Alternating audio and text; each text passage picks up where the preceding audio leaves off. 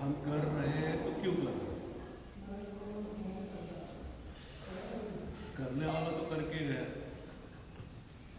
जैसे कल बात हो रही थी कि जो बात करके गया पाप ऊपर से कभी तकलीफ वाला तो करेगा। वो हमेशा ऊपर से मेरे अच्छे के लिए ही चाहेगा, तो उनका दोष कैसे क्या लगेगा? कोई भी माँ बाप अपने बच्चों का तो बुरा चाहते हैं,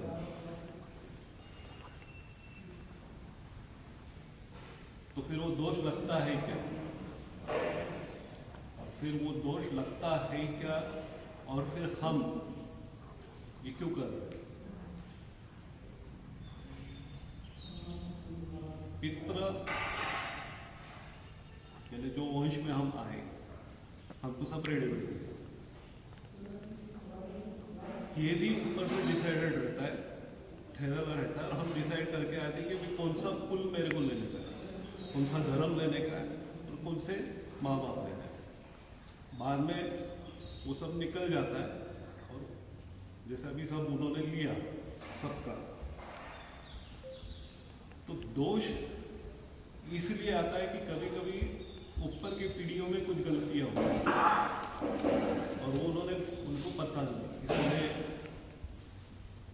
एक्सीडेंटल डेथ हो गया, मेरे को जीने का था लेकिन मर गया, किसी से गलत हो गया जाने अनजाने में, लेकिन वो घूम रहे भोग रहे। और आज हम हमारे माँ बाप के हिसाब से भी नहीं रहे, बहुत गलतियां कर रहे। अगर अपना बच्चा गलती कर रहा है तो जीते माँ बाप भी उसको बोलते कि भाई तो सही हो गया, तू गलत कर रहा। और हम कितना भी अच्छा करें तो भी हम गलत करेंगे ही, तो कहीं ना कहीं वो पितृदोष छोटा मोटा हर एक को आता है, क्योंकि वो दुखी होते हैं कि भाई मेरा बच्चा सही नहीं कर रहा जो करना चाहिए। एक ये है और एक ऊपर का है, तो उसके लिए सर्वपितृ अमावस्या के दिन एक दिन उनके लिए रखा है, पूरा 15 दिन का रखा है, लेकिन एक ज्यादा दिन रखा है। अमावस्या है, चंद्र का भी सबसे ज्यादा, एक्चुअली सब भाव का खेल, मन का है। हमने कभी देखा नहीं है, 3 पीढ़ी तक जाता है, उसके हाथ में नाम भी नहीं मालूम। अभी तर्पण कराते वक्त वो भी बोलते कि भाई अमुक अमुक अमुक अमुक, नाम भी नहीं मालूम, और कितनी पीढ़ियां हुई पता भी नहीं। तो ये सब करते वक्त ये 15 दिन उनके लिए रखे। हमने कोई देवी देवता को देखा नहीं, लेकिन हमने हमारे माँ बाप को देखा है और उन्होंने हमारे लिए किया भी, तो हमारे लिए भगवान वही है। लेकिन वो अभी जब निकल गए हैं और जाते वक्त हमारे को सब सुख सुविधा देके गए। जन्म से तुम्हारी सेवा की, हमारे सब की, जन्म लेने के साथ ही तुम्हारा सब सेवा माँ बाप ने की, खाना मुतना खाना पीना सब कुछ, जाते वक्त तुमको सब घर भी देखे। तो आज का दिन ये उनके लिए कृतज्ञता वाला दिन, एक्चुअली पूरा 15वां है, 15 दिन, लेकिन आज हम उनके लिए थैंक यू बोलते हैं कि आपने हमारे लिए सब कुछ किया। हम किसी से भी कुछ लेते हैं तो थैंक यू तो बोलते हैं, और मैं अगर थैंक यू बोला ही नहीं तो मैं भी गलत हो गई। तो वो कृतज्ञता दिन के हिसाब से हम ये करते हैं।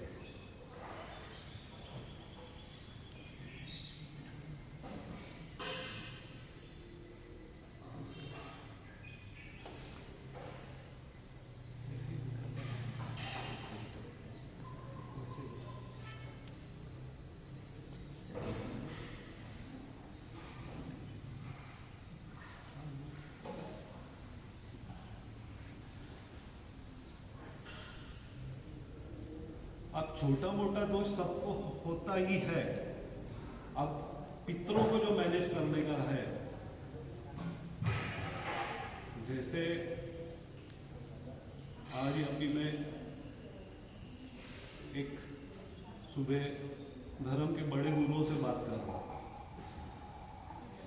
तो वो बोल रहे थे कि ये पितृदोष सच में लगता है, जबकि क्योंकि उनके हिसाब से वो उनमें वो नहीं पाला जाता है। तो कुछ बातें हुई, पितृ तो है ही, क्योंकि धर्म निकाल दो तो हर एक का अपना कुल तो है ही, माँ बाप तो है ही, और हर माँ बाप की इच्छा तो है कि वो मेरा बच्चा अच्छा है।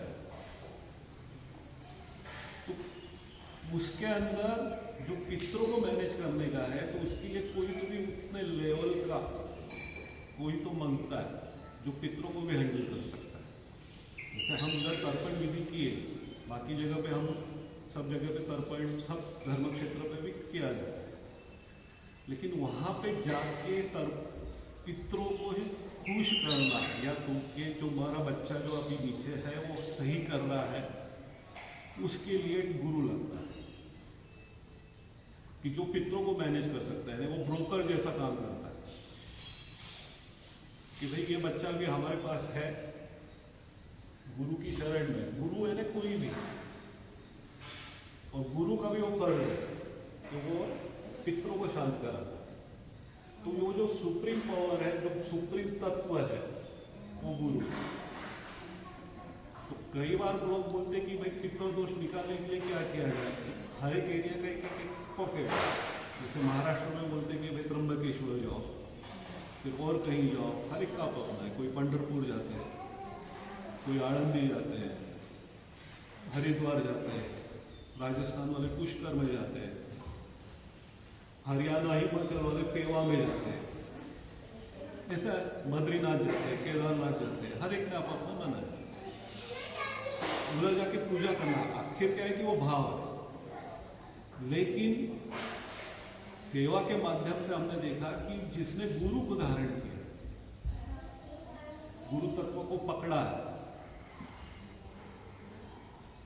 तो वो धारण किया है मैंने, और मैं गुरु को पकड़ के चल रहा हूँ। इसके लिए मैंने हर गुरुवार को गुरुवार के 3 नियम पाले कि मैं गुरु के साथ में हूँ, गुरु की स्कूल में हूँ, और गुरु को पकड़ा हूँ। जैसे देव ऋण, ऋषि ऋण और पितृ ऋण, 3 ऋण है अपने ऊपर, उसके लिए 3 नियम दिए। अब गुरु को धारण किया है तो तुम्हारा पितृदोष बहुत जल्दी निकलता है। कभी कभी गुरु के बताए हुए राह पर अगर आप चले अच्छे से, सेवा सत्कर्म करते हुए, तो पितृऋण पूरा होके पितरों को भी आशीर्वाद जाता है, और पितर ऊपर खुश हो जाते हैं कि भाई ये जो कर रहा है। क्योंकि ऊपर जाने के बाद जैसे कई बार ये जब केसेस ओपन होती है तो ये बातें आती है सामने, केसेस है आत्माओं की केसेस, कि भाई मैंने गलत किया, इसके लिए मैं आज घूम रहा हूँ, लेकिन मेरा बच्चा गुरु के पास पहुंचा और पुण्य कर रहा है, सेवा कर रहा है, तो इधर मेरे कोई पैसा काम को नहीं आ रहा, वो सत्कर्म काम को आ रहा है जो वो कर रहा है। क्योंकि कहीं ना कहीं जैसे वो डीएनए रहता है अपना, माँ बाप का डीएनए अपने अंदर आता है, वैसे ये भी एक डीएनए रहता है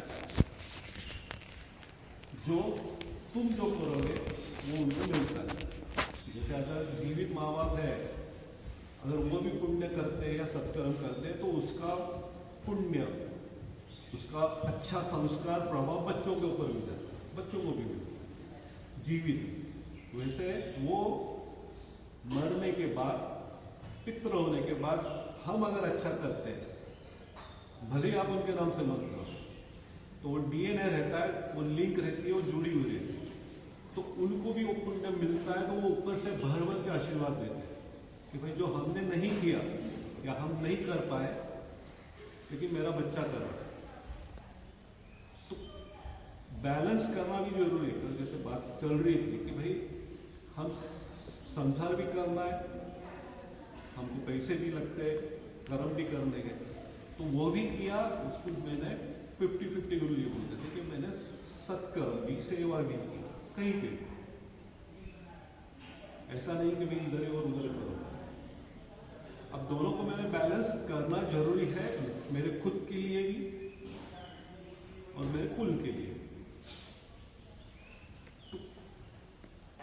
लकीली हम गुरु से जुड़े, ये हम भाग्यशाली है कि हमको गुरु मिले, और गुरु के सानिध्य में, गुरु स्थान पे हमने अगर तर्पण किया तो वो भी 100% कई गुना पितरों को पहुंचता है, क्योंकि हम जो ब्रोकर है उसको पकड़ के नहीं बैठे, बाकी लोगों को ढूंढना पड़ेगा। और एक साथ आके जब किया जाता है तो उसकी पावर और कई गुना बढ़ती है। तो यहाँ पे आना, सर्वपितृ का तर्पण करना, ये हमारे हाथ में नहीं है। हम यहाँ आज आए हैं, हम नहीं आए, ये हमारे ऊपर गुरु कृपा है जो हमको लेके आए, नहीं तो मैसेज तो सबको दिया था। गुरु चुनता है किसको, किसका पितृ दोष कम करना है, किसको आगे आना है। तो ये हम उसके लिए भाग्यशाली है। इसलिए गुरु, जैसे हम हमारे पितरों को कृतज्ञता देते हैं, वैसे हम गुरु के प्रति भी कृतज्ञता रखते हैं और थैंक यू बोल के आगे बढ़े। इसका फायदा 100% आगे मिलेगा, लेकिन करने के बाद अभी तक मेरे को फर्क नहीं पड़ा, ये बोलने वाले भी बहुत रहते हैं। तो कहीं ना कहीं तुम्हारा लोन कम हुआ है, उसका फायदा 100% मिलेगा। और अगर आप आराम से शांति से भी बैठे तो फील करो अंदर से शांति आएगी कि आज हमारे पितरों को सच में कुछ तो कुछ हमने तर्पण के माध्यम से दिया है, तो आशीर्वाद भी दे रहे हैं, ये फील करो। प्रसाद तैयार है, ये भी फील करेंगे। इसको कुछ पूछना है तो पूछो।